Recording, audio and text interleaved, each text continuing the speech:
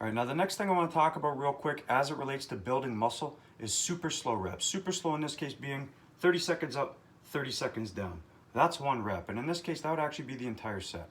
So why would anybody want to do that, you ask? Well, there's a couple of reasons. Number one, the slower you go, the less momentum, which means percentage-wise, the targeted muscle has to do more of the work. And number two, when you're going slower, it's a lot easier to focus on contracting the targeted muscle as hard as you can, which is one way to increase the amount of tension the muscle is under. And remember, the more tension the muscle is under while it's being lengthened is what activates mTOR the most.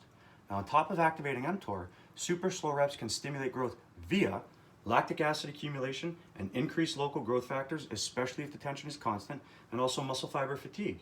The downside, though, is that to do your reps super slow, you have to use such a light weight that force production is going to be dramatically lower, which means that the fast twitch fibers don't get recruited until enough fatigue accumulates. And if the weight is too light, you lose out on any strength benefit that comes from doing the exercise in the first place. So I'll give you an example to help with understanding.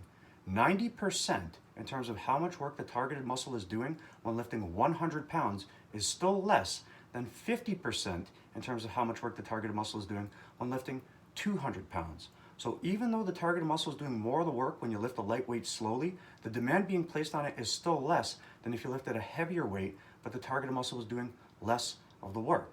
This is why you don't want to do all of your reps slowly unless you don't care about strength at all, in which case none of this matters. Now in the next video, we'll take a look at dead stop reps where you allow the muscles to relax between reps and talk about how effective they are from a muscle building perspective.